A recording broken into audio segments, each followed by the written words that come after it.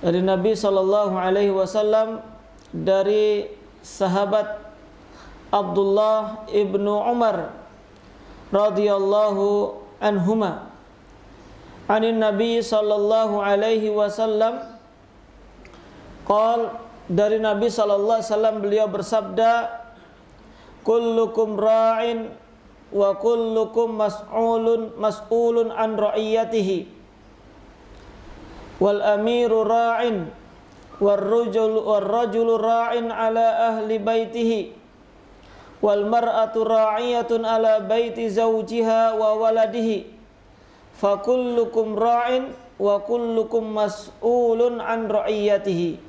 Muttafaqun alaih.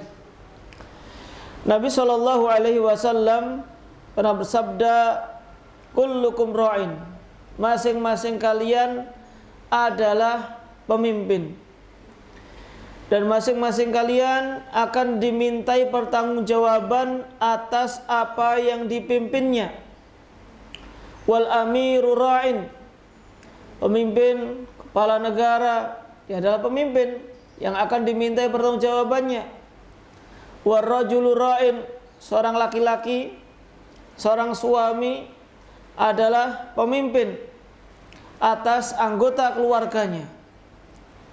Wal mar'atu, wanita juga pemimpin, pemimpin di rumah suaminya dan juga bertanggung jawab atas anaknya. Fakullukum ra'in, maka masing-masing dari kalian adalah pemimpin dan akan dimintai pertanggungjawaban atas apa yang dipimpinnya. Muttafaqun alaih, artinya diriwayatkan oleh Imam Bukhari dan Muslim dengan lafadz yang sama dengan lafadz yang kita bacakan tadi, meskipun di sana juga ada lafadz-lafadz yang berbeda. Ada yang mencantumkan wal khadim ra'in fi baiti sayyidihi, yaitu pembantu atau budak, itu juga pemimpin di rumah tuannya. Nah, para jamaah dirahmati oleh Allah Subhanahu wa taala, ya, hadis yang mulia ini menunjukkan kepada kita bahwasanya kita semuanya itu memiliki tanggung jawab. Tidak ada ketika kita diciptakan di dunia ini kemudian juga dibiarkan begitu saja, tidak ada perintah, tidak ada larangan, tidak ada hisab nanti di hari kiamat. Maka kalau Allah Subhanahu wa taala menciptakan demikian, ya pasti akan sia-sia, nggak ada manfaatnya. Tapi ketika Allah Subhanahu wa taala menciptakan manusia, kemudian di sana ada perintah, ada larangan, ada aturan-aturan yang mana dengannya Allah Subhanahu wa taala akan mengetahui mana yang taat kepada Allah dan juga mana yang berbuat maksiat atau membangkang. Sedangkan yang baik, faman ya'mal mithqala dzarratin khairan yarah, barang siapa yang mengerjakan amalan yang baik, maka dia pun juga akan mendapatkan balasannya, akan melihat apa balasan dari Allah Subhanahu wa taala. Meskipun kebaikan yang dilakukan tadi sebiji dzarrah saja, sekecil atom. Ini unsur yang paling kecil. Sekecil apapun yang kita lakukan pasti akan dimintai pertanggungjawaban oleh Allah Subhanahu wa taala. Pasti kita nanti juga akan disidang di yaumil hisab. Allah Subhanahu wa taala akan menunjukkan seluruh amal kita ketika di dunia. Wa may ya'mal mithqala dzarratin syarran yarah. Begitu pula tatkala kita mengerjakan amal keburukan, maksiat sekecil apapun, meskipun manusia seluruh bumi ini nggak ada yang mengetahuinya, tapi Allah Subhanahu wa taala pasti mengetahui. Jadi pasti akan dimintai pertanggungjawaban oleh Allah Subhanahu wa taala. Begitu pula ketika kita mendapatkan amanah, itu kita juga akan dimintai pertanggungjawaban oleh Allah Subhanahu wa taala. Terkhususnya kelompok-kelompok yang dibawakan di dalam hadis tadi, yang mana Rasulullah SAW mengatakan kullukum ra'in, masing-masing kalian itu adalah pemimpin, masing-masing kalian adalah orang yang memiliki tanggung jawab. Mungkin kalau ada yang mau berpikir saya nggak punya tanggung jawab sama sekali, nggak mungkin. Ada yang profesinya apapun, entah itu dari jadi direktur, jadi bupati, jadi wali kota, itu jadi pemimpin. Saya nggak punya jabatan, tapi kerja apa tidak? Oh kerja. Ada bagiannya? Ada. Oh saya bagian keuangan, ya berarti dia bertanggung jawab atas keuangan. Saya cuma bersih-bersih, loh itu juga merupakan tanggung jawab, merupakan amanah. Dia juga akan dimintai dari pekerjaannya tersebut. Ini juga akan dimintai pertanggungjawaban. Sekolah pun kita juga akan dimintai pertanggungjawaban, baik di dunia, apalagi di akhirat nanti, apakah nanti ada kecurangan atau tidak. Nah, jadi semua orang itu pasti memiliki tanggung jawab. Nggak ada yang nggak punya tanggung jawab. Tapi yang tidak bertanggung jawab banyak ya. Dikasih amanah tapi tidak bertanggung jawab. Tapi pada asalnya dia memiliki tanggung jawab yang harus dia pertanggungjawabkan, baik itu di dunia maupun di akhirat nanti. Nah, yang pertama kali disebutkan adalah wal amiru ra'in, dan seorang pemimpin, kepala negara khususnya, dia adalah pemimpin. Mas'ulun an ra'iyatihi, dan akan diminta pertanggungjawaban atas apa yang dipimpinnya. Makanya jadi pemimpin itu nggak gampang. Bahkan secara syar'i kita itu tidak diperbolehkan minta imarah, atas alul imarah. Janganlah kalian itu minta untuk jadikan sebagai seorang pemimpin. Kenapa kita dilarang untuk meminta jabatan? In u'titaha, kalau kamu itu min ghairi mas'alatin, jika kamu mendapatkan suatu kepemimpinan, jadi presiden dan lain sebagainya, tanpa diminta, atau tanpa engkau meminta, kemudian tapi kau dikasih, u'inta, engkau akan ditolong, dibantu oleh Allah Subhanahu wa ta'ala. Tapi sebaliknya, kalau minta jabatan, ini yang kita minta, tapi orang kadang bilang, saya nggak minta, cuma dicalonkan. Dicalonkan, tapi kan mendaftarkan akhirnya. Itu juga sebenarnya sama saja. Tapi kalau meminta jabatan, maka Allah Subhanahu wa ta'ala tidak akan membantunya. Sehingga kalau dulu para sahabat Nabi SAW nggak ada yang namanya rebutan jabatan, itu nggak ada. Yang ada justru rebutan nolak. Semuanya pengen menjauh dari yang namanya jabatan tadi. Bahkan sebagian ulama rela dipenjara daripada disuruh jadi qadhi, jadi hakim. Karena saking beratnya amanah itu. Sehingga ketika seorang menjadi pemimpin pun, yang harus ditekankan pertama kali dia harus bertakwa kepada Allah Subhanahu wa ta'ala. Ini yang seharusnya yang dipilih, atau yang benar-benar layak untuk menjadi seorang pemimpin adalah orang yang paling bertakwa kepada Allah Subhanahu wa ta'ala. Kalau kenyataannya yang bisa jadi pemimpin yang paling banyak umbar janji, ya, umbar janji atau yang lainnya, atau kampanyenya atau dananya mungkin paling banyak. Namun itu tidak sesuai dengan syar'i. Makanya sedikit yang ditolong oleh Allah Subhanahu wa ta'ala. Padahal setiap apa yang terjadi di masyarakatnya, di rakyatnya, itu pemimpin akan dimintai pertanggungjawaban oleh Allah Subhanahu wa ta'ala. Bayangkan kalau kita masih hidup di Indonesia, jadi pemimpin, katakanlah bupati saja, wali kota, ada kesyirikan masih merajalela di sekitar kita. Ada nggak pemimpin kita yang terang-terangan kita harus berantas kesyirikan? Susah, bagi mereka susah, nggak bisa. Wah, nanti kalau dia sekali ngomong saja, yang terjadi apa? Besok lengser di demo, ya. Minimal di demo dulu. Setelah itu apa? Lengser. Akhirnya nggak bisa menyuarakan kebenaran, mendakwakan Islam pun akhirnya apa? Susah. Tapi saya nggak berani, ya karena memang tanggung jawabnya besar. Makanya dalam syariat pun nggak diperkenankan untuk minta-minta jabatan tadi, karena nanti semuanya akan diminta pertanggungjawaban oleh Allah Subhanahu wa ta'ala. Kita lihat dulu bagaimana Umar bin Khattab radhiyallahu anhu, saking khawatirnya rakyatnya itu sara, sampai khawatir apabila ada hewan yang tersesat kemudian mati, dia akan dimintai pertanggungjawaban oleh Allah Subhanahu wa taala. Ini saking khawatirnya beliau terhadap jabatan tadi, nanti akan diminta pertanggungjawaban oleh Allah Subhanahu wa taala. Sampai akhirnya kan Umar bin Khattab, ya kisah yang masyhur, malam-malam belusukan yang dilakukan oleh Umar bin Khattab radhiyallahu anhu bersama seorang sahabatnya atau pengawalnya yang bernama Aslam radhiyallahu anhu. Malam-malam keliling ingin melihat langsung rakyatnya seperti apa. Sampai suatu ketika menjumpai seorang atau sebuah rumah yang di sana anak-anaknya lagi nangis.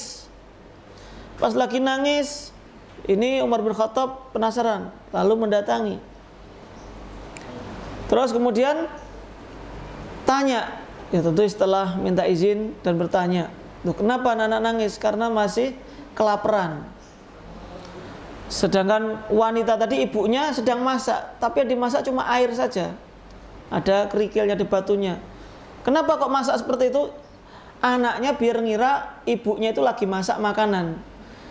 Sudah seneng kan, yang penting udah nangisnya sudah hilang, nanti bisa tertidur. Itu yang dilakukan wanita tadi, ibunya tadi. Maka ketika mendengarkan kisahnya tadi, ya menjadikan Umar bin Khattab radhiyallahu anhu ya ikut sedih. Akhirnya setelah itu permisi pulang ke gudang untuk ngambil makanan. Pas mau ngambil makanan, itu pun ya tadi pengawalnya Aslam, ini biar saya yang bawa. Lalu Umar bin Khattab mengatakan, tidak. Apakah kau juga akan memikul dosa yang saya akibatkan, yang saya perbuat? Ini wanita tadi kelaparan, anak-anaknya kelaparan itu karena dosa saya, karena kesalahan saya. Padahal ya bisa jadi Umar memang nggak tahu. Tapi saking takutnya itu dipertanggungjawabkan di hadapan Allah Subhanahu wa taala di hari kiamat nanti. Hanya makanan itu pun dibawa sendiri oleh Umar bin Khattab radhiyallahu anhu. Lalu mendatangi rumah wanita tadi bersama dengan anak-anaknya tadi. Tidak sekedar ini makanan buat anak-anak, tidak. Sampai sana dimasakkan oleh Umar bin Khattab radhiyallahu anhu. Beliau yang masakkan langsung. Setelah itu baru dihidangkan untuk anak-anaknya tadi. Nah, saking senangnya wanita tadi mengatakan, Masya Allah, engkau itu lebih berhak jadi Amirul Mukminin daripada Umar. Padahal tadi yang datang siapa? Umar, ya karena memang malam hari nggak tahu wanita tadi. Yang datang itu adalah Umar, nggak tahu.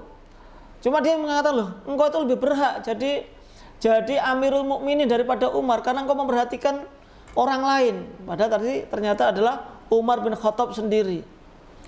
Nah, intinya tadi adalah bagaimana Umar bin Khattab radhiyallahu anhu sangat mengkhawatirkan dirinya sendiri tidak bisa berlaku adil terhadap masyarakatnya, terhadap umatnya. Karena itu semuanya nanti akan dimintai pertanggungjawaban oleh Allah Subhanahu wa taala.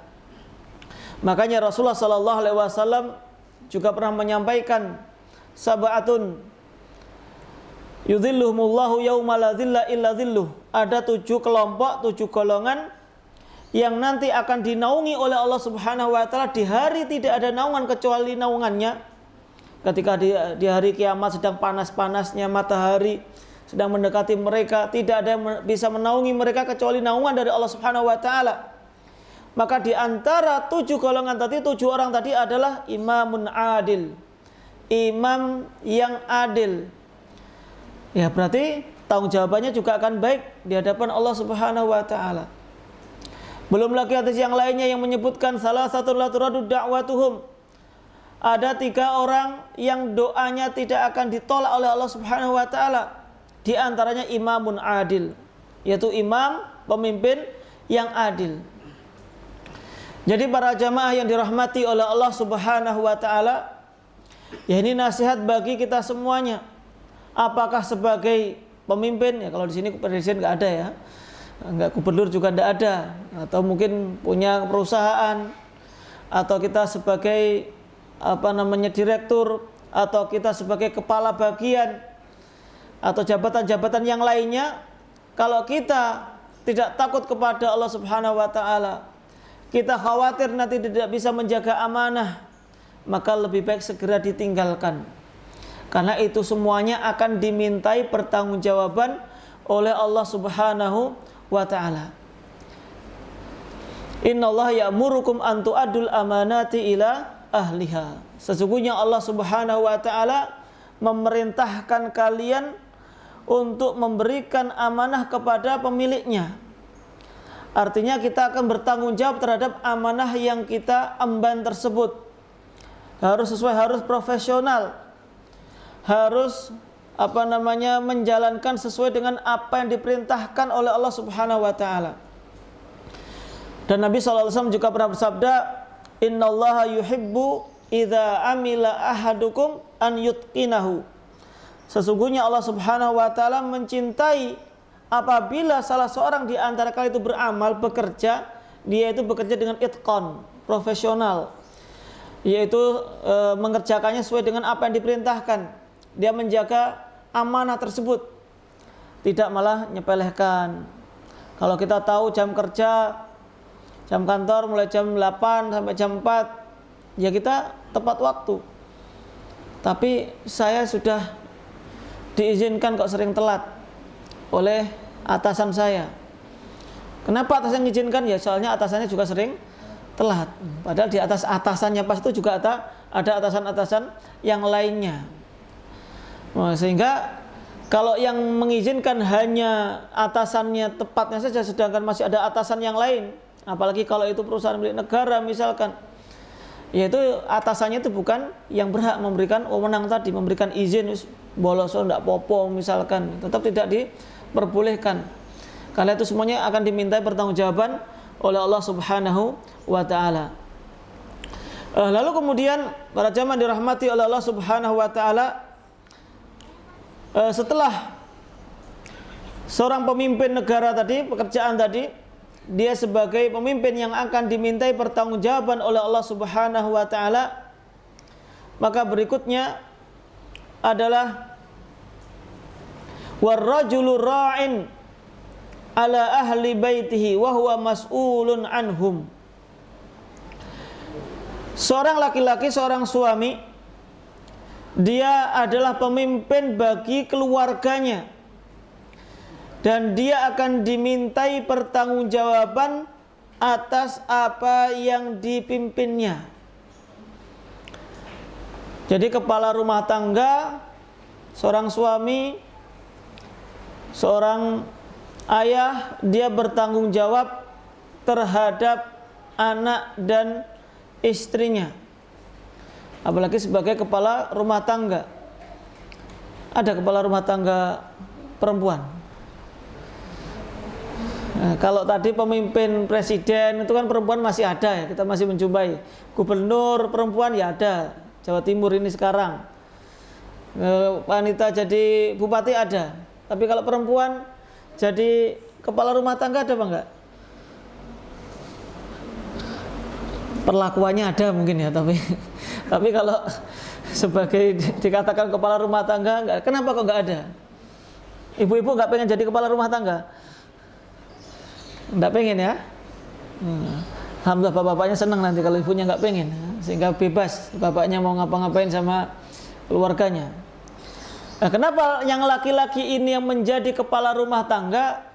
Ya karena Allah yang menentukannya. Itu sudah datang dari Allah Subhanahu wa taala. Ar-rijalu qawwamuna 'alan nisa. Laki-laki itu ya pemimpin bagi kaum wanita. Ini secara umum. Kenapa yang dijadikan pemimpin adalah laki-laki? Ya bima faddalallahu ba'dhum 'ala ba'din. Yang pertama memang Allah sudah memberikan fadilah, keutamaan bagi kaum laki-laki terhadap kaum wanita. Ini secara umum. Meskipun secara individu ya kadang wanita lebih mulia daripada laki-laki, tapi asalnya laki-laki itu yang didahulukan daripada perempuan, apalagi dalam kehidupan rumah tangga. Dan juga wa bima anfaqu min amwalihim. Sebab yang kedua kenapa laki-laki menjadi seorang pemimpin di rumahnya, yang kedua adalah karena laki-laki lah yang memberikan nafkah untuk perempuan, untuk istrinya. Ini hukum asalnya.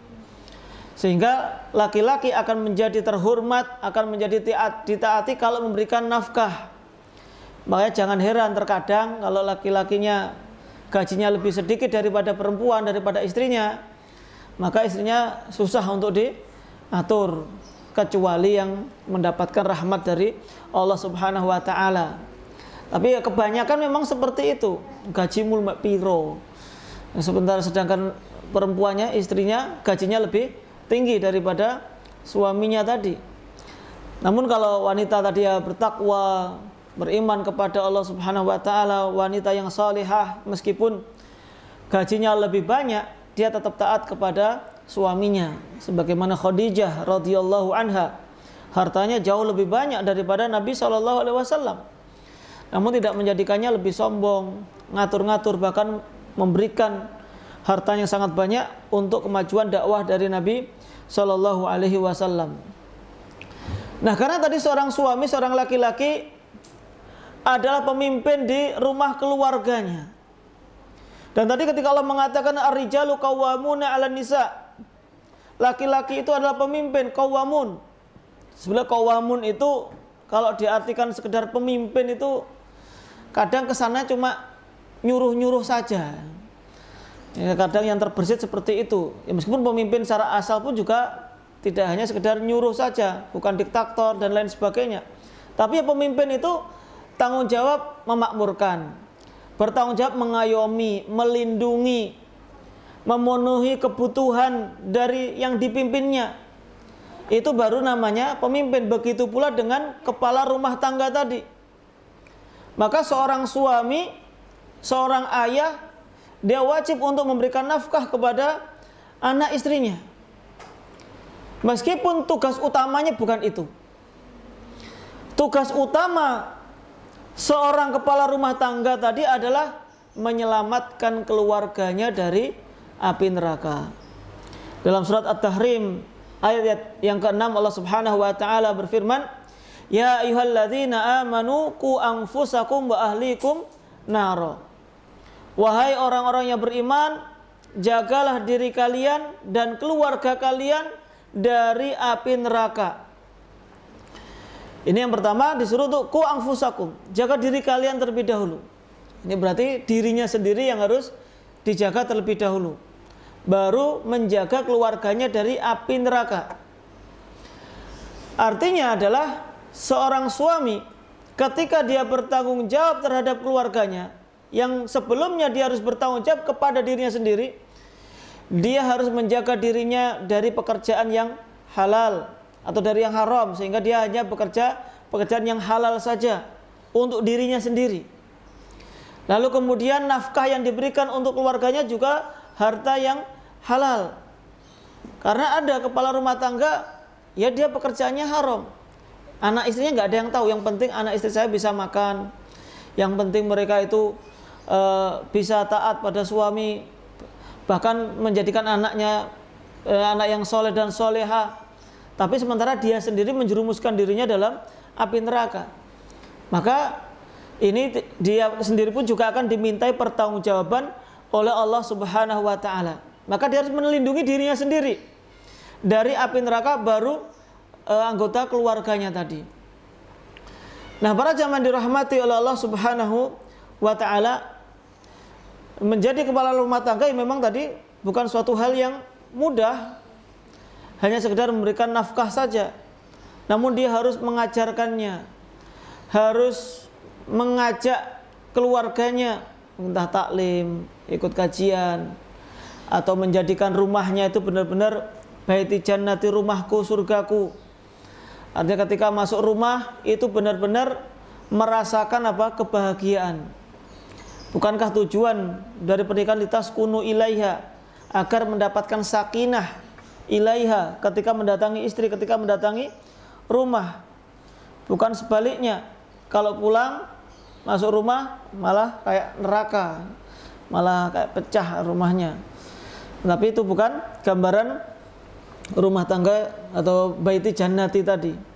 Sehingga di sini seorang kepala rumah tangga, khususnya bagi kaum laki-laki, dia harus memberikan nafkah yang halal kepada anak-anak dan juga kepada istrinya. Rasulullah sallallahu alaihi wasallam pernah mengatakan atau pernah bersabda, "Kullu jasadin nabata min suhtin fannaru aula bih." Setiap tubuh yang tumbuh dari harta yang haram, maka neraka layak untuk dirinya. Ini yang perlu jadikan motivasi bagi bapak-bapak untuk mencari nafkah yang halal. Jangan sampai dia memasukkan bahan bakar api neraka ke dalam mulut anak-anaknya ataupun istri-istrinya. Ini meskipun ya tanggung jawab memang besar tadi memberikan nafkah. Ya kalau dulu para istri-istri para salaf, ya mereka selalu menasihatkan kepada suami-suami mereka, kami lebih sabar untuk menahan kelaparan daripada kita harus menahan panasnya api neraka nanti ketika diberikan harta yang haram tadi. Dan ini juga sebagai tanggung jawab sebagai seorang suami untuk bekerja. Laki-laki ya ada yang tidak mau kerja keras sehingga istrinya yang harus kerja, atau istrinya pun akhirnya pinjam sana pinjam sini. Suaminya sehat, suaminya punya kemampuan, tapi ya tadi karena malas. Dan ini pun juga ada sebagian ikhwan yang sudah ngaji. Kalau kita bicara yang luar itu sudah wajar mungkin, tapi kadang ada ikhwan juga yang sudah ngaji agak malas ketika suruh bekerja, sehingga istrinya yang akhirnya bingung untuk cari susu buat anaknya dan lain sebagainya. Padahal itu tadi semuanya adalah tanggung jawab dari kepala rumah tangga tadi, yaitu seorang suami atau ayah tadi. Sehingga Bapak Ibu para jamaah yang dirahmati oleh Allah Subhanahu wa taala, dan itu perlu juga saling mengingatkan antara suami dengan istrinya tadi mengenai tanggung jawab seorang suami terhadap keluarganya tadi. Dan juga ini berarti bahwasanya seorang suami tidak boleh membiarkan anak istrinya itu melakukan perbuatan maksiat juga. Dirinya sendiri sudah aman, tadi sudah makanannya halal, pakaiannya juga halal, dia pun juga rajin ke masjid, tapi istrinya keluar nggak jilbaban dibiarkan misalkan, atau membuka auratnya dibiarkan. Anaknya tidak sholat, nanti kalau sudah gede tahu-tahu sendiri. Ya berarti dia tidak menjaga anak dan istrinya tadi dari api neraka. Harus diingatkan. Bahkan ada kalanya itu harus memaksa mereka. Rasulullah Shallallahu Alaihi Wasallam pernah bersabda, "Man ra'a minkum mungkaran falyughayyirhu." Barang siapa yang melihat sebuah kemungkaran, maka rubahlah biyadihi. Yang pertama dengan tangannya, dengan kekuasaannya. Fa illam yastati fa bilisanihi. Kalau dengan tangan enggak mampu, maka dengan lisannya, dengan nasihat. Fa illam yastati fa biqalbihi wa huwa ataful iman. Maka baru dengan hatinya, dan itulah selemah-lemah keimanan. Maka seorang suami, seorang ayah, kepala rumah tangga, dia memiliki power, memiliki tangan tadi, memiliki kekuasaan. Istrinya nggak pernah sholat, ya sudah, berarti sudah selesai hubungan rumah tangga. Kalau sudah dinasehati berkali-kali, tetap saja tidak mau untuk mengerjakan sholat misalkan, padahal ini adalah rukun Islam, tiangnya agama. Ini sudah nggak layak untuk dijadikan sebagai seorang istri. Meskipun ya tahapan untuk misa ceraikan itu ya tahapan akhir ya, harus dinasihati terlebih dahulu. Tapi kalau sudah seperti itu keterlaluan ya sudah, karena dia memiliki tanggung jawab tadi. Sehingga jangan sampai menjadi suami yang dayuth, suami yang membiarkan istrinya itu atau keluarganya melakukan perbuatan maksiat, safar, sering safar tambah mahram misalkan, atau malah suaminya dukung, ya berarti masuk dalam dayus. Maka tidak boleh demikian. Maka itu tugas bagi seorang suami atau kepala rumah tangga. Lalu berikutnya, wal mar'atu ra'iyatun ala baiti ba'liha wa waladihi. Dan seorang wanita, dia adalah pemimpin di rumah suaminya.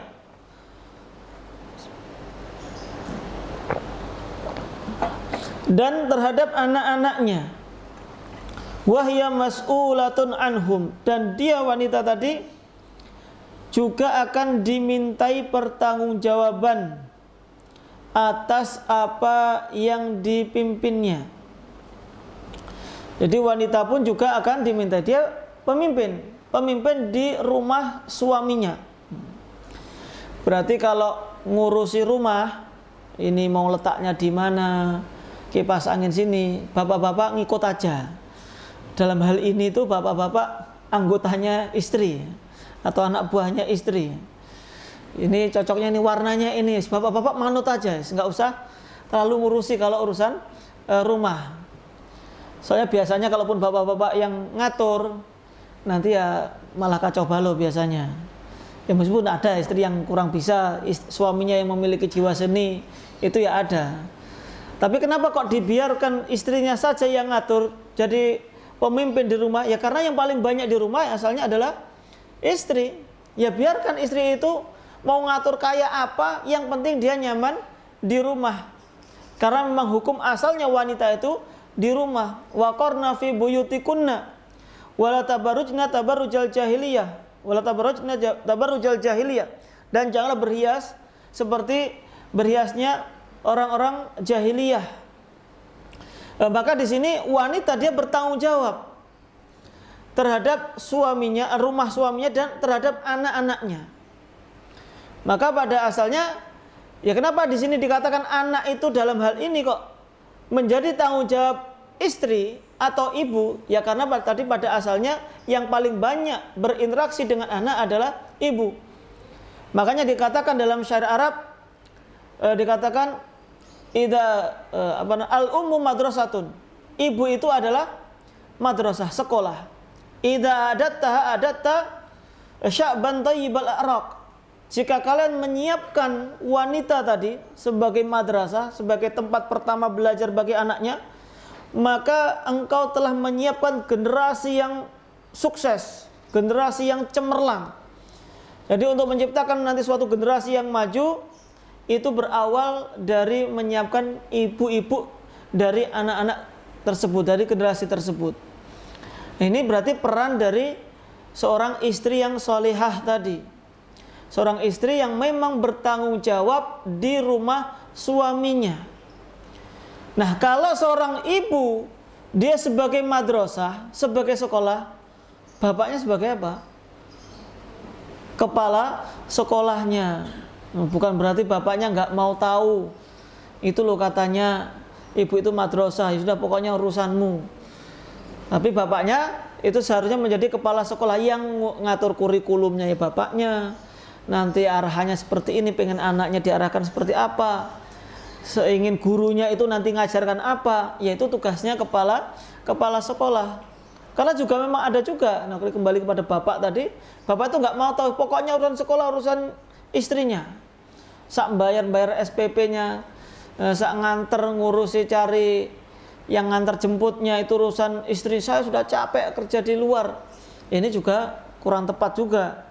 Nah, karena tadi bapak adalah kepala sekolahnya, jadi ikut ngatur terlebih dahulu. Meskipun dari si pengajaran, mungkin kalau dari si memurojaai anak, itu yang paling banyak adalah ibunya atau istri dari suaminya tadi, maka tetap suami itu dia harus bertanggung jawab.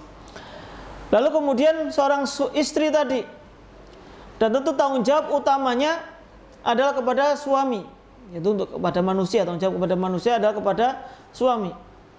Karena memang seorang wanita ketika dia belum menikah, kan tanggung jawabnya atau ketaatannya pertama kepada Allah, kepada Rasulullah, dan kepada kedua orang tuanya. Tapi ketika sudah menikah, maka urutan ketiga ini digeser. Pertama kepada Allah, kedua kepada Rasulullah, ketiga kepada suami, baru kepada orang tuanya. Nah, sehingga di sini seorang istri pun juga harus tahu bahwasanya tanggung jawab utamanya adalah mentaati suaminya. Jadi tanggung jawab utamanya adalah mentaati suami. Apapun yang diperintahkan, selama itu tidak bermaksiat kepada Allah, tidak melanggar aturan-aturan syariat, maka istri harus taat kepada suami. Apalagi kalau tadi suaminya apal surat An-Nisa tadi ya, ar-rijalu qawwamuna 'alan nisa. Ini paling, kalau semua laki-laki hafal itu insya Allah. Kalau ibu-ibu apa dalilnya yang paling dihafal? Kalau ibu-ibu itu paling hafal apa? Hadisnya Aisyah radhiyallahu anha ketika ditanya oleh sahabat tentang kehidupan Nabi SAW di rumah, maka Aisyah mengatakan apa? Kana fi mihnati ahlihi. Rasulullah SAW itu suka membantu pekerjaan istrinya. Akhirnya istrinya pakai dalil ini, Bi tolong ngepel, Bi nyuci piring. Itu akhirnya istrinya enak-enak saja. Itu harus proporsional juga. Apa namanya? Kita pakai dalil bukan senjata-senjata untuk mengalahkan pasangan kita, tapi kita menempatkan dalil tadi itu sesuai pada tempatnya. Memang asalnya ya seorang suami itu tadi yang pemimpin di rumah tangganya, namun bukan berarti ketika dia sebagai seorang pemimpin dia seenaknya sendiri, tidak terjun langsung, tidak membantu. Karena sudah dicontohkan oleh Rasulullah, oleh para sahabat, ketika mereka jadi pemimpin pun juga masih bantu kerja sendiri. Rasulullah pun juga masih angkat-angkat ketika perang Khandaq, masih ngangkat-ngangkat batu sendiri. Itu tidak hanya duduk-duduk saja, masih membantu. Di rumah pun juga kadang masih bantu. Ingat juga bahwasanya ketika seorang suami mengerjakan pekerjaan rumah, itu memang bukan tanggung jawabnya, tapi itu adalah bentuk apa? Ihsan, bentuk perbuatan baik seorang suami terhadap istrinya. Jadi bukan tugasnya. Jadi bantu istri itu bukan tugasnya, tapi ada bentuk ihsan. Nabi SAW juga mengatakan khairukum li ahlihi wa ana khairukum li ahli. Sebaik-baik kalian adalah yang paling baik terhadap keluarganya, dan aku adalah yang paling baik terhadap keluargaku, terhadap istri-istriku. Sehingga suami yang baik tidak akan membiarkan istrinya kesusahan, terlalu idealis. Ini agak nyambung, jadi kembali lagi ke bapak-bapak lagi. Jadi kadang kan bapak-bapak apalagi yang baru nikah, anggapannya kalau nikah nanti apa, pulang teh sudah tersedia, pulang pakaiannya sudah rapi, bangun tidur itu sudah tersedia makanan dan minuman. Tapi kenyataannya pas nikah istrinya ternyata belum bisa masak, istrinya nggak bisa maca, nggak bisa berdandan. Waduh, kok istri kok kayak gini ya? Karena tadi apa namanya, mimpinya terlalu tinggi, tidak bisa menghadapi kenyataan tadi.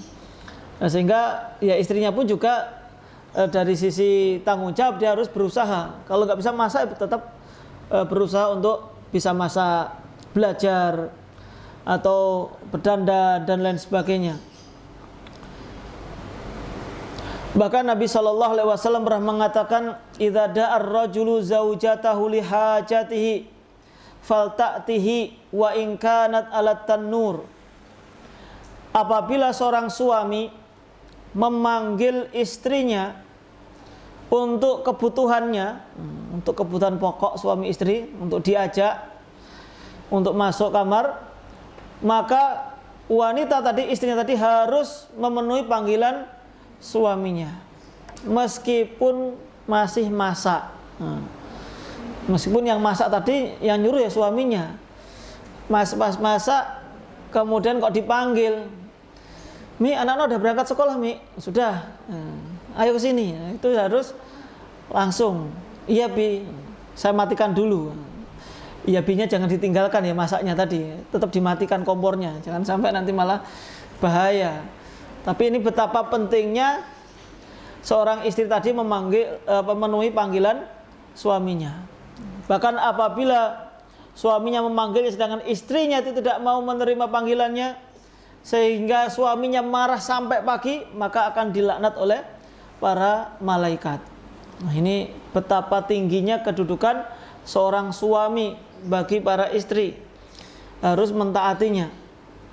Dan juga Nabi SAW pernah bersabda, lau kuntu amiron ahadan an yasjuda li ahadin la amartul mar'ata an tasjuda li zaujiha.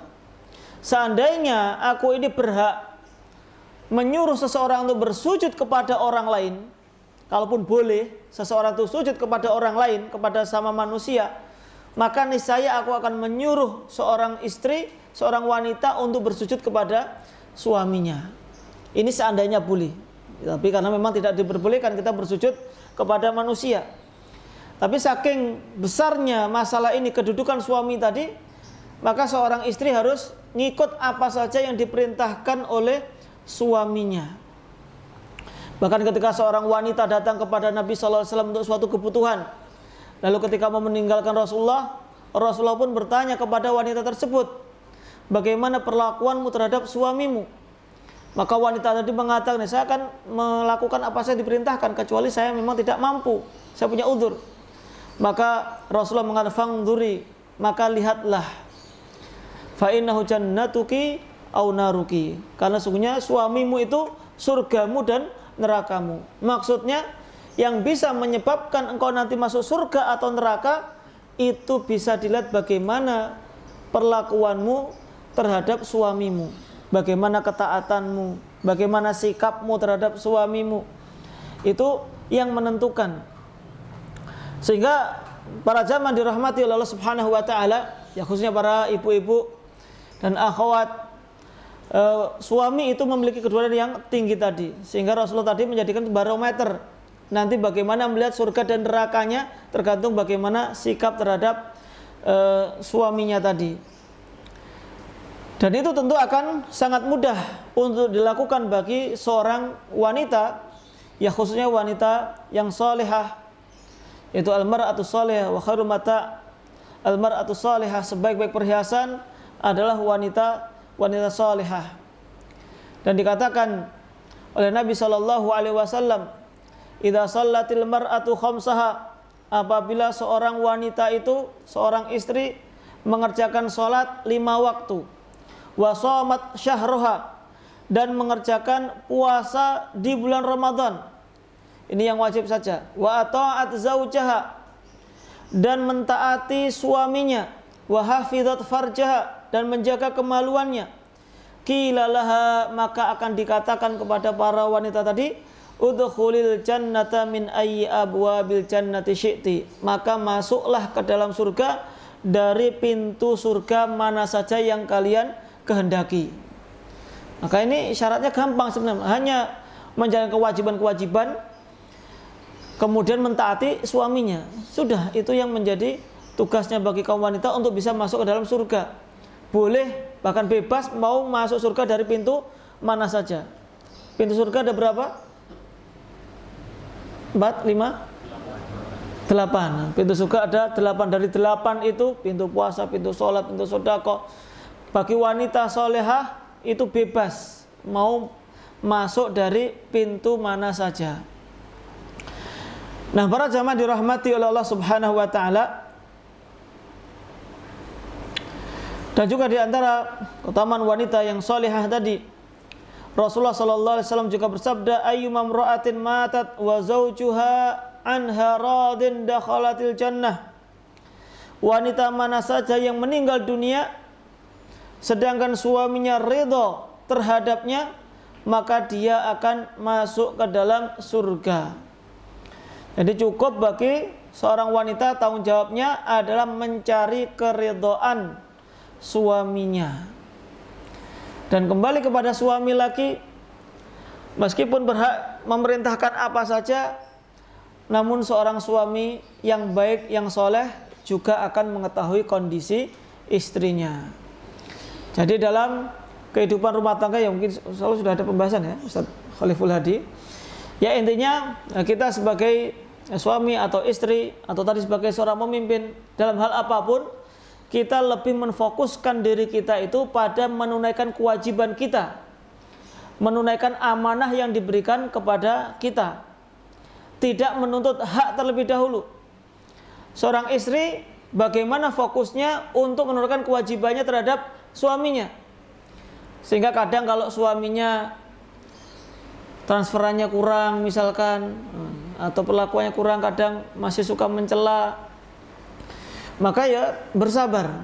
Yang penting fokusnya terlebih dahulu adalah bagaimana istrinya tadi mentaati suaminya. Ya didoakan, kalau bisa dinasihati ya dinasihati, karena memang kadang susah kalau istri menasihati suami. kadang memang susah, ngomong dikit saja sudah dibentak. Itu repotnya kalau menghadapi suami yang seperti itu. Namun didoakan selama suaminya itu ya masih mengerjakan sholat misalkan, atau nafkahnya itu masih ada, selama masih bisa dijaga hubungannya, maka itu ya lebih baik tetap dijaga, sehingga yang fokusnya bagi seorang wanita tadi itu adalah bagaimana mentaati suaminya. Begitu pula dengan seorang suami, fokusnya yang tanggung jawabnya adalah bagaimana dia menafkahi istrinya, bagaimana memperlakukan istrinya dengan baik, sehingga ketika ada kesalahan dari istrinya tidak melihat kesalahannya, tidak melihat istrinya itu sudah menunaikan kewajiban atau belumnya. Tapi yang lebih ditonjolkan, lebih diutamakan bagi seorang suami adalah dia bagaimana tanggung jawab dia sebagai seorang suami. Ini juga tadi berlaku bagi seorang istri tadi, bagaimana dia mentaati suaminya. Karena memang masing-masing juga memiliki hak dan kewajiban. Allah berfirman walahunna mithlul ladzi 'alaihinna bil ma'ruf. Dan bagi wanita, bagi istri, mereka juga memiliki hak sebagaimana mereka juga memiliki tanggung jawab. Jadi wanita, istri juga memiliki tanggung jawab, namun beliau atau mereka juga memiliki hak yang harus ditunaikan oleh suami-suami mereka, sehingga harus seimbang. Lalu kemudian para jamaah dirahmati oleh Allah Subhanahu wa taala, dalam lafaz yang lainnya tadi disebutkan, yaitu wal abdu ra'in ala mali sayyidihi wa huwa mas'ulun anhu. Dan seorang budak, seorang pembantu, tapi ini maksudnya bukan menyamakan, artinya dari sisi bawahan pun juga masih memiliki tanggung jawab. Kalau budak dengan pembantu beda, kalau lafaz yang lainnya ada khodim juga. Kalau budak itu hanya diperoleh ketika peperangan, hukumnya beda. Kalau budak itu, ya maaf, untuk kalau budak perempuan itu boleh dikumpuli oleh tuannya selama budaknya tadi nggak punya suami, dan budak pun bisa diperjualbelikan. Meskipun budak tetap juga tidak diperbolehkan untuk disiksa, dihina, itu tetap tidak diperbolehkan. Namun dari sisi hukum memang berbeda. Nah, kalau dari lafaz ini wal abdu ra'in ala mali sayyidihi, dan seorang budak dia juga bertanggung jawab karena dia pemimpin bagi harta tuannya, dan dia akan dimintai pertanggungjawaban dari apa yang dipimpinnya. Nah, ini juga berarti kalau dikiaskan dengan yang lainnya tadi, dari satu sisi memiliki persamaan tadi, pembantu misalkan atau sebagai karyawan secara umum, maka dia bertanggung jawab atas pekerjaan apa yang diberikan oleh atasannya. Jadi tetap memiliki pertanggungjawaban.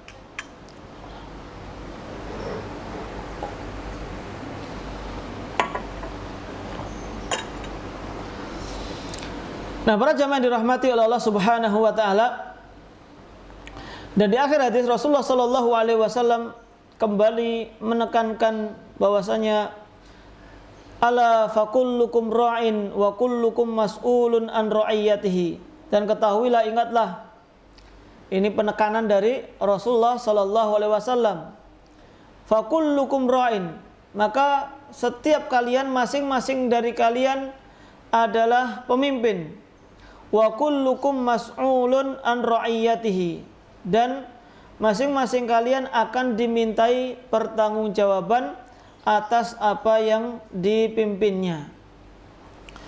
Nah, para jamaah dirahmati oleh Allah Subhanahu wa taala, sebagai ikhtitam dari hadis ini, yaitu ketika kita menunaikan amanah, berarti lawannya adalah kita tidak menunaikan amanah atau kita berkhianat atas amanah yang telah diberikan kepada kita semuanya.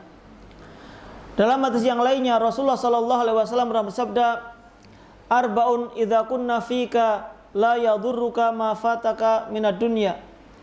Ada 4 hal yang apabila ada pada diri kalian, maka tidak akan memadaratkan kalian meskipun dunia ini hilang.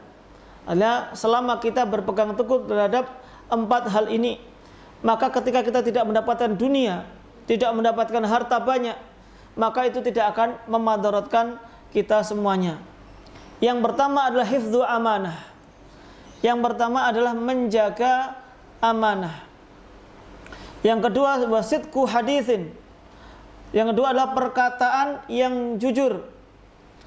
Wa husnu khaliqatin, dan yang ketiga adalah berakhlak yang baik, dan yang keempat adalah wa iffatun fi tu'matin, yaitu menjaga kehormatan ketika makan atau maksudnya ketika bekerja.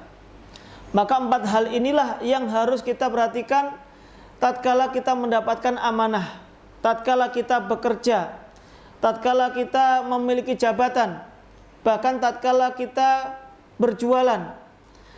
Ini 4 hal ini tidak boleh lepas dari kita. Yang pertama tadi adalah hifdzu amanah, yaitu menjaga amanah. Menjaga amanah ini kepada siapa saja. Kita tidak diperintahkan menjaga amanah hanya kepada orang yang menjaga amanah kita, hanya orang yang baik saja. Tapi selama itu diamanahkan kepada kita, meskipun orang tersebut suka berkhianat, maka secara pribadi kita tetap tidak boleh berkhianat. Rasulullah SAW mengatakan, addi manitamanaka, tunaikanlah amanat kepada orang yang memberikan amanah. Wala takhun man khanaka, dan janganlah berkhianat kepada orang yang sudah berkhianat. Jadi nggak boleh membalas khianat orang lain, kita balas dengan khianat juga, itu tidak diperbolehkan. Kalaupun kita ya udah nggak suka dia dulu pernah berkhianat, sudah nggak usah bermuamalah lagi. Tidak perlu kita menggantinya dengan membalasnya dengan berkhianat. Berarti kalau orang tadi berkhianat kepada kita, kita balas dengan berkhianat, ya sama saja antara kita dengan dia. Bedanya dia yang memulai, kita pun balas. Berarti sama saja, masih ada dendam pada diri kita. Berarti tidak amanah. Apalagi berkhianat juga salah satu ciri orang munafik. Di antara tanda munafik, wa idza tumina khan, apabila dikasih amanah, dikasih tugas, dia berkhianat. Sebagai bendahara, uangnya dipakai untuk urusan pribadi misalkan, berarti dia tidak amanah. Disuruh ngirim barang, ternyata tidak dikirim barang, suruh menjaga barang, tidak dijaga sehingga rusak, berarti dia tidak amanah. Kemudian yang kedua, wasidqu haditsin, dan juga jujur. Karena jujur inilah yang kunci surga. Alaikum bisidqi fa inna sidqa yahdi ilal bir wa innal birra yahdi ilal jannah. Wajib bagi kalian untuk bersikap jujur, karena jujur itu akan mengantarkan kepada kebaikan, dan kebaikan akan mengantarkan kepada surganya Allah Subhanahu wa ta'ala. Jadi kita harus juga jujur dalam hal apa saja, baik itu dalam tadi berdagang, juga dalam kepada orang lain, bahkan kepada anak-anak kecil pun kita juga jujur kepada anak sendiri. Minta sesuatu kita pun nggak boleh bohong, besok padahal nggak ada niatan membelikan misalkan. Ketika kita bohong atau tidak jujur kepada anak-anak kecil, maka itu berarti kita menanamkan ketidakjujuran kepada anak-anak tersebut. Dan yang ketiga adalah husnul khaliqatin, yaitu berakhlak yang baik. Ini juga modal kita ketika kita bermuamalah dengan manusia, bermuamalah dengan atasan, bermuamalah dengan bawahan, bermuamalah dengan rekan kerja. Kita harus memiliki akhlak yang baik kepada siapa saja. Jadi tidak hanya kepada atasan saja kita baik, tapi sama anak buah kita kasar. Atau kepada temannya suka traktir, istrinya jarang diberikan hadiah. Ini juga nggak tepat juga. Makanya semuanya harus sesuai dengan porsinya masing-masing. Akhlak pun juga baik. Jangan sampai orang membenci kita itu karena akhlak kita. Orang-orang kafir, orang-orang musyrikin dulu membenci Rasulullah SAW karena apa yang didakwahkannya, apa yang dibawanya, yaitu dari dakwah tauhid. Mereka tidak membenci Rasulullah dari sisi akhlaknya sama sekali. Jadi sangat disayangkan ya, kalau sekarang masyarakat tetangga kita nggak suka sama kita bukan dari apa yang kita sampaikan, tapi nggak suka sama akhlak kita ketika kita menyampaikan. Ini jangan sampai terjadi hal tersebut. Yang kita dakwahkan nggak diterima, apalagi ditambah lagi dengan buruknya akhlak kita, semakin tidak diterima lagi. Karena kita memang pada dasarnya tidak bisa menjadikan semua orang suka, itu pasti tidak mungkin. Nabi saja masih ada yang tidak suka. Lalu bagaimana dengan kita? Sebaik apapun kita, pasti ada yang tidak suka. Hanya saja ketika orang itu tidak suka dengan kita, jangan sampai tidak suka karena akhlak buruk kita. Itu yang menjadi patokan kita dalam bermuamalah dengan manusia tadi. Dan yang keempat tadi adalah wa'iffatun fi tu'matin, dan menjaga harga diri, kehormatan ketika mencari nafkah. Ya, berarti tadi ketika bekerja, mencari pekerjaan yang halal, yang diridhai oleh Allah Subhanahu wa taala. Apalagi saat ini kita juga memang hidup di sebuah zaman yang banyak sekali orang mencari pekerjaan dengan cara yang diharamkan oleh Allah Subhanahu wa taala. Enggak peduli lagi halal haram. Yang penting dapat uang, yang penting kaya, yang penting bisa beli rumah. Dan ini sudah dinyatakan oleh Nabi sallallahu alaihi wasallam, la ya'tiyanna 'alan nasi zamanun la yubalil mar'u bima akhadhal mal amin halalin aw min haram. Nanti akan datang sebuah zaman di mana manusia itu sudah tidak peduli lagi dari mana dia mencari harta, apakah dengan cara yang halal atau dengan cara yang haram, enggak peduli lagi. Apalagi kalau mereka punya moto cari yang haram saja susah, apalagi yang halal. Ini ya moto yang salah ya. Karena Allah Subhanahu wa taala menjadikan yang halal itu jauh lebih banyak daripada yang diharamkan. Hanya saja manusia tidak sabar. Mereka yang penting cepat mengumpulkan uang tadi. Itu para jamaah dirahmati oleh Allah Subhanahu wa taala. Mungkin itu sedikit yang bisa kita sampaikan di kesempatan kita malam hari ini.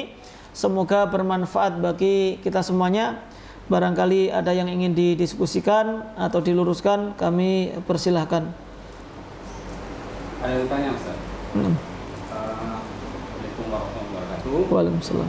Bagaimana Ustaz caranya kita menjadi pemimpin yang baik, yang mengayomi keluarga sesuai dengan ajaran Rasulullah SAW? Baik. Jazakallah khairan atas pertanyaannya. Ya, bagaimana kita bisa menjadi pemimpin yang baik, khususnya kepala rumah tangga ya, supaya bisa menjadikan rumah kita itu sesuai dengan contoh Rasulullah Sallallahu Alaihi Wasallam. Ini pertanyaannya umum, jawabannya pun ya seharusnya memang banyak akhirnya. Bagaimana kita bisa menjadi pemimpin yang benar? Yang pertama, kita harus mencontoh pemimpin yang benar, yaitu berusaha mencontoh Rasulullah Sallallahu Alaihi Wasallam, mempelajari bagaimana kehidupan beliau khususnya dalam berumah tangga. Kalau kita mengetahui bahwasanya kehidupan rumah tangga Rasulullah Sallallahu Alaihi Wasallam tidak lurus-lurus amat, dalam artian tidak ada masalah, akan tetapi kehidupan Rasulullah dalam tanda kutip ada masalah. Meskipun masalah yang ada pada kehidupan rumah tangga Rasulullah itu menjadi pelajaran bagi kita semuanya, bahwasanya kehidupan rumah tangga itu tidak ada yang sempurna. Kita lihat dulu bagaimana ketika Rasulullah Sallallahu Alaihi Wasallam bersama dengan Khadijah. Bersama dengan Khadijah, di antaranya bagaimana Rasulullah sebagai seorang kepala rumah tangga itu pun masih terkadang minta masukan dari istrinya, yaitu dari Khadijah. Pertama kali datang dapat wahyu, datangnya kepada istri-istrinya pun juga memberikan nasihat. Itu pun bisa memberikan nasihat. Kemudian setelah Khadijah meninggal dunia, lalu ganti Saudah, Aisyah dan seterusnya, sampai banyak. Ternyata di sana juga dinamika kehidupan rumah tangga juga tidak sedikit. Bagaimana apalagi kalau yang istrinya sudah 2, 3 atau 4, Rasulullah sampai 9. Akhirnya satu dengan yang lainnya itu pun juga musuh-musuhan, gap-gapan. Bukan gap-gap seperti sekarang ya, artinya ya mereka punya berkelompok juga. Bagaimana saingan terhadap Rasulullah Sallallahu Alaihi Wasallam, bagaimana menghadapi Aisyah radhiyallahu anha banting piring. Ini yang juga harus disiapkan, harus ditanamkan pada seorang suami menghadapi istri itu juga ada kalanya seperti ini. Kalau istrinya marah, suaminya juga akan marah, ya akhirnya pasti bubar, cepat bubarnya. Tapi kalau seorang suami mengetahui istrinya sedang marah, dibiarkan terlebih dahulu. Rasulullah nggak marah. Aisyah salah apa tidak di situ? Sangat salah. Kalau secara hukum fikihnya itu sangat salah apa yang dilakukan oleh Aisyah radhiyallahu anha. Ada orang ngasih makanan, nggak ada niat apa-apa, langsung dibanting, dipecah. Ya Rasul mengatakan udah diam, tapi nanti diganti piringnya. Ya, karena itu piring orang lain, itu harus diganti. Tapi tidak marah. Nah, ini mengetahui bagaimana petunjuk Nabi SAW ketika menghadapi seperti itu. Belum lagi ketika Rasulullah tadi masalah mendapatkan nasihat dari sahabatnya, dari istrinya, ketika Rasulullah nggak jadi haji, sehingga menyuruh para sahabatnya untuk menyembelih, membayar dam, maka sahabatnya nggak ada yang nurut. Bayangkan Rasulullah sahabat-sahabatnya nggak nurut dalam masalah itu. Hanya masuk tenda, ketemu istrinya Ummu Salamah, sudah nggak usah suruh mereka. Kamu antum keluar, yaitu Nabi Muhammad keluar, nanti langsung sembelih, nanti biar yang lainnya ngikuti. Berarti di sini bagaimana bermuamalah dengan istrinya tadi, minta nasihat juga kepada istrinya. Jadi terkadang istri itu ya macam-macam ya, jadi sahabat, kadang jadi nasihat, pemberi nasihat, kemudian kadang memang jadi anak buah yang bisa diperintahkan juga, tapi anak buah yang diayomi tadi, dilindungi dan juga dipenuhi hak-haknya. Nah intinya untuk bisa menjadi suami tadi atau kepala rumah tangga yang sesuai dengan petunjuk Nabi SAW, yang pertama tadi kita melihat contoh Nabi SAW, yang kedua yaitu ya dengan memperhatikan ya syarat-syarat yang ada tadi, entah masalah agama. Yang paling penting adalah menanamkan agama bagi anak istrinya. Harus anaknya itu atau istrinya diajarkan doa misalkan, atau ketika pakai pakaian, kemudian makan pakai tangan kiri dilarang, kemudian diajarkan pakai tangan kanan. Dan juga istrinya, khususnya istrinya, sesekali diikut kajian, kalaupun nggak bisa terus ya, kadang terus itu susah karena masih punya anak kecil misalkan, tapi kalau bisa ya tidak masalah, diajak kajian supaya juga mengetahui agama yang benar. Bahkan juga terkadang ketika seorang suami tahu kesalahan istri nggak bisa nasihati langsung, juga harus lewat orang lain. Bisa lewat ustadznya, dia ikut kajian, nanti pas pembahasannya yang tepat, tapi jangan langsung yang ngajaknya pas kajian-kajian yang sifatnya ngenai istri ya. Pas istrinya lagi mokong misalkan, langsung ini ada kajian bagus ini, kewajiban seorang istri, itu istri pasti nggak mau datang itu. Jadi pas umum-umum saja, mungkin diselipkan pertanyaan dan lain sebagainya. Atau kadang itu kalau memang istrinya atau ini bisa berlaku sebaliknya ya. Artinya kalau suaminya yang nggak mau ya istrinya yang ngajak. Ini saling tanasuh, sering bergaul dengan teman-teman yang soleh, itu yang paling penting juga. Ada ikhwan dan akhwat, ada seorang pasang suami sebenarnya udah ngaji, tapi karena punya masalah keluarga, sebenarnya tahu kalau ada masalah, sehingga ketika ada teman ngajinya tahu, dia hanya nggak pernah ngaji karena malu. Justru itu sebenarnya tidak tepat. Justru harus berusaha untuk ikut kajian. Kenapa? Karena nanti biar punya teman yang baik, atau temannya itu bisa menasihati. Katakanlah istrinya yang benar, dia harus berusaha ngajak suaminya ikut kajian. Atau sebaliknya, suaminya merasa benar, istrinya yang salah, dua-duanya harus ikut kajian.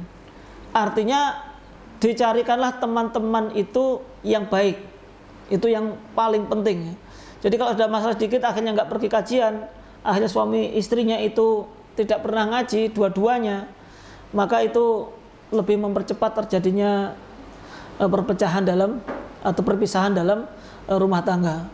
Ya intinya saling menasihati, khususnya dalam masalah agama. Wallahu taala alam. Oke, mungkin ada lagi. Ibu-ibu, wonten pertanyaan? Cukup?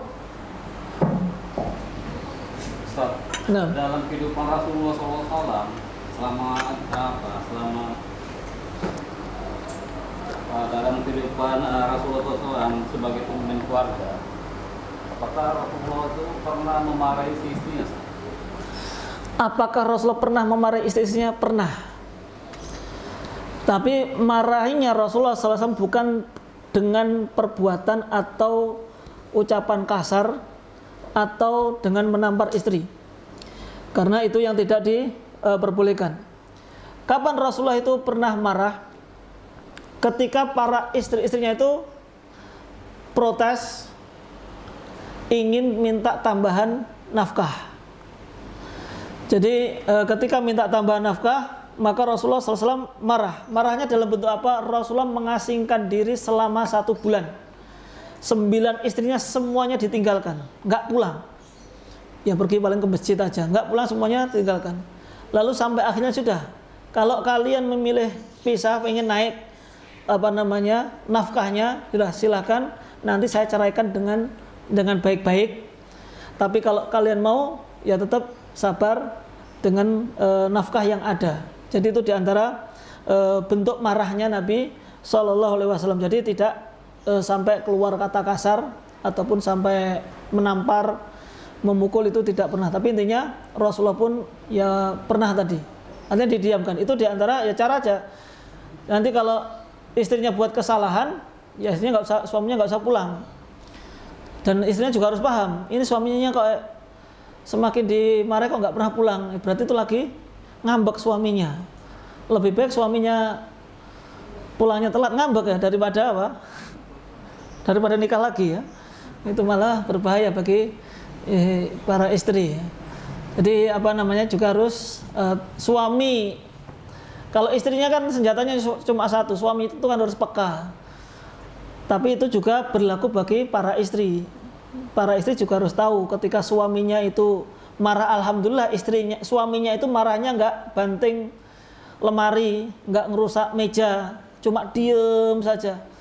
Karena pada dasarnya para bapak-bapak umumnya itu nggak bisa mengungkapkan sesuatu dalam hatinya, itu susah. Kalaupun nggak suka itu kadang lebih banyak diem.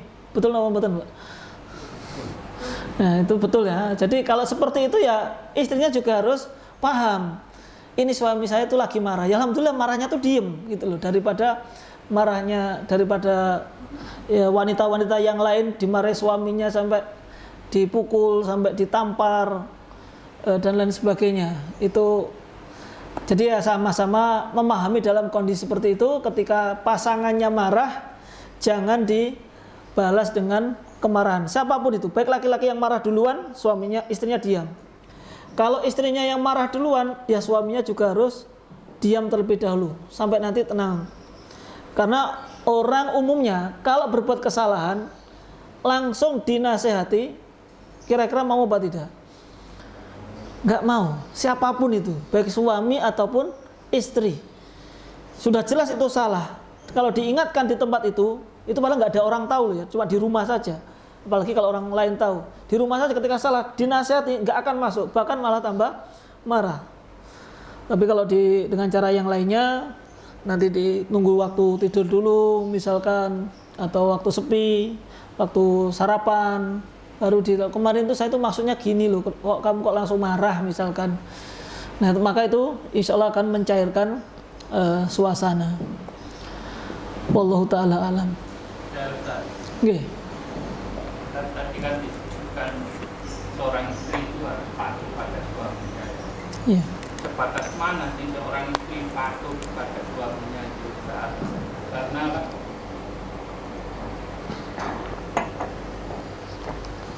tadi kan disebutkan bahwa seorang istri itu harus patuh kepada suaminya ya.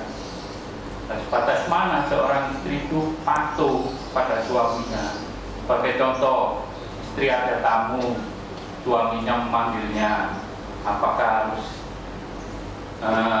patuh? Terus pada waktu istrinya sakit, suaminya memanggilnya, apakah harus patuh, Ustaz? Dan seperti yang lain-lain, Ustaz.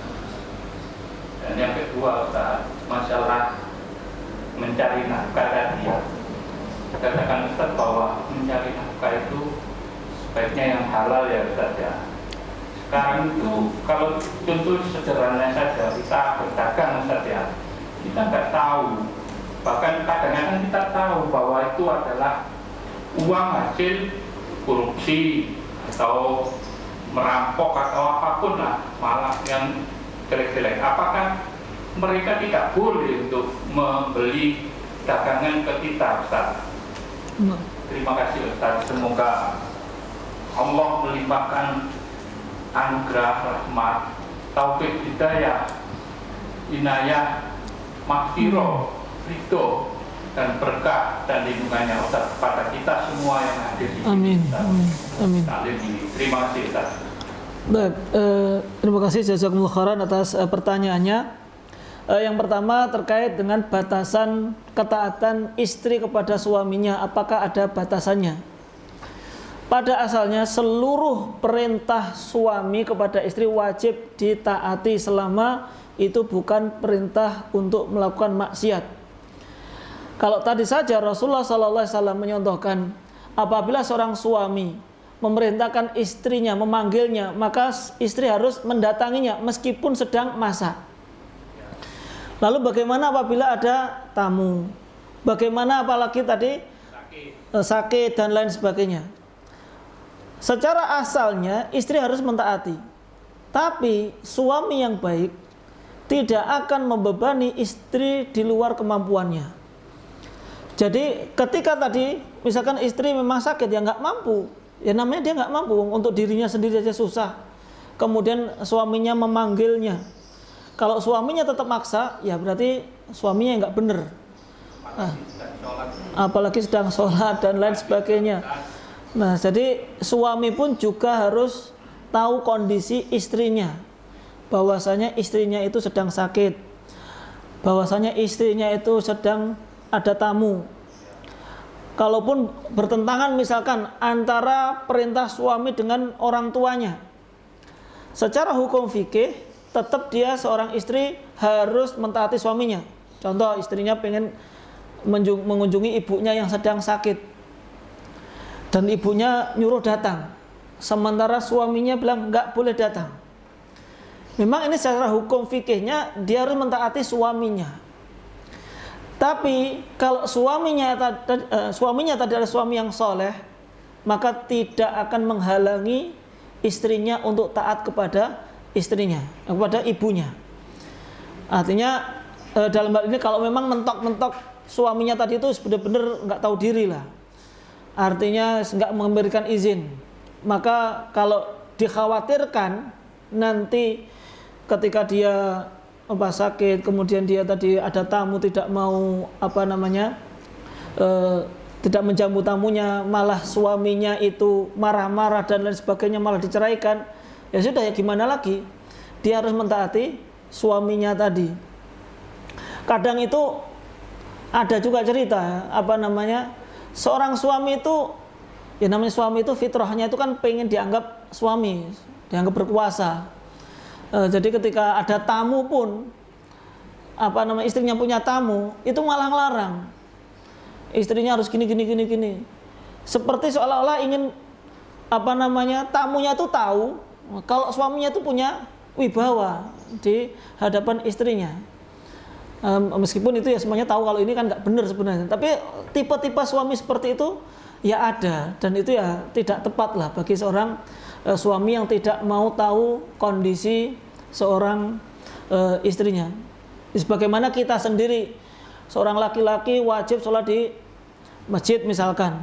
Kalau ada udzur kan kita berharapnya kepada Allah kan dapat ampunan kan. Maka kenapa ketika seorang istrinya tadi tidak mampu, seorang suami malah tidak mau memaafkan? Ya ini juga nggak tepat. Dan kemudian yang kedua, apa tadi? Keluhnya? Apa yang halal? Nah, kita memang bukan seharusnya, memang wajib untuk mencari yang halal. Tapi hanya saja ketika kita berdagang dan bermuamalah, lalu pembeli kita dia itu mungkin koruptor, kerja di tempat yang diharamkan, boleh apa tidak? Yang pertama, ketika kita bekerja dengan cara yang halal, itu bisa dilihat dari sistemnya, pekerjaannya, atau dari zatnya. Kalau zatnya sudah haram, jelas nggak boleh. Khamr misalkan, narkoba, rokok, jual beli dengan itu jelas tidak diperbolehkan, babi dan lain sebagainya. Yang kedua, apabila kita bekerja dengan sistemnya yang dilarang, jual beli tapi dengan cara riba, itu kan sistemnya, tapi uangnya kan zatnya halal. Itu apabila sistemnya yang dilarang, itu juga kita tidak diperbolehkan. Kemudian yang ketiga, kita bermuamalah dengan muamalah yang halal, zatnya halal, tapi orang yang kita ajak bermuamalah dia hartanya haram. Bisa harta haram, bisa bercampur dengan haram. Kalau bercampur dengan haram itu masih diperbolehkan. Karena bisa jadi yang lainnya. Kalau kita punya sekolah misalkan, ada anaknya itu direktur bank pengen sekolahkan tempat kita, gimana? Afan nggak bisa. Ya kita husnudzon, semoga ada pendapatan yang lainnya, kadang ada bisnis yang lainnya. Itu makin pasti akan tercampur. Maka itu insya Allah tidak masalah. Atau dia orang tuanya baru ketangkap korupsi, ya nanti dari mana uangnya? Ya memang bisa jadi dari hasil korupsi, bisa jadi dari hasil yang lainnya. Kalau masih ada kemungkinan itu, maka itu masih tidak diperbolehkan. Masih diperbolehkan. Tapi kalau memang itu dengan tegas, ini alhamdulillah kemarin itu saya baru nyuri motor, nggak ketahuan, nggak pakai alhamdulillah ya. Jadi ini saya mau jual murah saja. Nah kalau itu tidak diperbolehkan. Karena dia jelas mencuri tadi langsung dijual, dia berarti sebagai penadah, maka itu tidak diperbolehkan karena kan jelas. Atau misalkan ini saya mau memberikan hadiah tapi ini barusan bonus dari bank misalkan, ini saya kasihkan kamu. Jadi dia mencari bonus tadi khusus digunakan untuk transaksi tadi, maka kalau seperti itu jelas tidak diperbolehkan. Tapi kalau malah secara umum, ya dia memang sebagian hartanya itu kecampur dengan yang haram, maka itu insya Allah tidak masalah. Meskipun kalau dengan menasihati itu juga lebih baik. Wallahu ta'ala a'lam.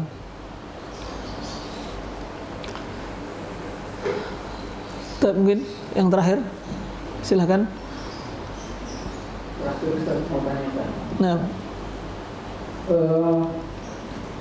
Apabila yang mana? dalam sebuah keluarga itu, belum terakhir. Nah, ya. Lanjut. Apabila di dalam sebuah keluarga itu kan terjadi perselisihan atau permasalahan, itu kan hal yang wajar itu Ustaz. Tapi apabila memang tidak ada jalan tengah atau tidak ada